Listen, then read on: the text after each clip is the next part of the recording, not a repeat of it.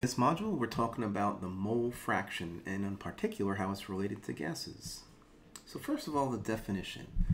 This is supposed to be a Greek letter chi, and it's the symbol for mole fraction. And the definition of the mole fraction of one component of a mixture is just equal to the number of moles of that component divided by the total number of moles in that mixture.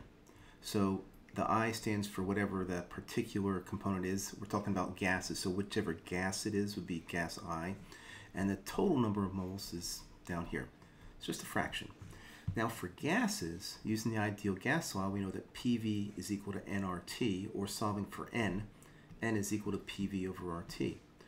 But if we have a mixture of gases, that means they're in the same container.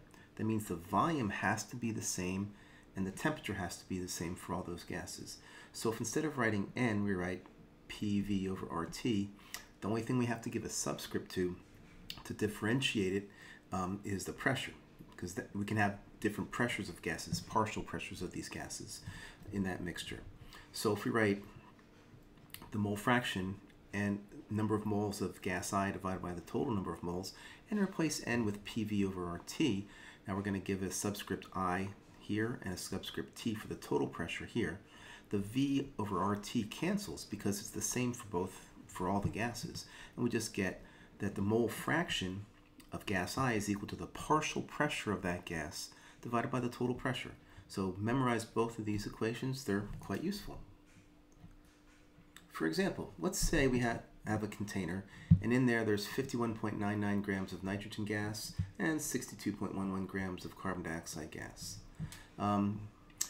Total pressure in the container is 8.43 atmospheres. We want to find out the partial pressures of each of the gases in the container. Well, okay, so our strategy is going to be this. We know that the mole fraction is equal to the partial pressure of the total pressure, or rearranging a little bit, the partial pressure of each gas is just equal to its mole fraction times the total pressure. Now, we know the total pressure, we're given that, 8.43 atmospheres. So if we can find the mole fraction of the nitrogen and the mole fraction of the carbon dioxide, just take each of those, multiply by the total pressure, and that'll give us what we want, the partial pressure of the gas. So to find the mole fraction, we have to find the moles of each gas and then the total moles. So the moles of nitrogen is just the mass divided by the molar mass. So we get about 1.856 or so moles of nitrogen. And for carbon dioxide, the mass that we're given divided by its molar mass, again, molar mass of carbon dioxide, and we get about 1.411 moles of carbon dioxide. Then we get the total number of moles by adding them together, and it's about 3.267 moles total. So that gives us the mole fraction of nitrogen as being equal to the moles of nitrogen, which we calculated, divided by the total moles, and we get 0.5680 or so. For carbon dioxide, we get its mole fraction as being the moles of carbon dioxide divided by the same total moles, and that's 0.431 or 0.4320 or so. Now, we could have, if we'd wanted to, taken 1 minus this, and we would get this, because the mole fractions always have to add up to 1. Remember that, that's important. The mole fractions must always add up to 1, equal exactly 1. We get some rounding error if we're not careful, but that's okay.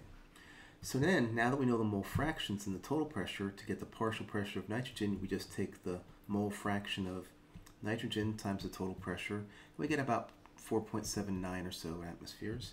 And for carbon dioxide, about 3.64 atmospheres. This is the mole fraction of carbon dioxide times the total pressure. Also notice that if we add these up, we get the total pressure. So we could have, once we got this, taken 8.43 minus the partial pressure of nitrogen to get the partial pressure of carbon dioxide. Because not only do the mole fractions have to add up to equal 1, but the sum of the partial pressures must equal the total pressure. That's just Dalton's law of partial pressures.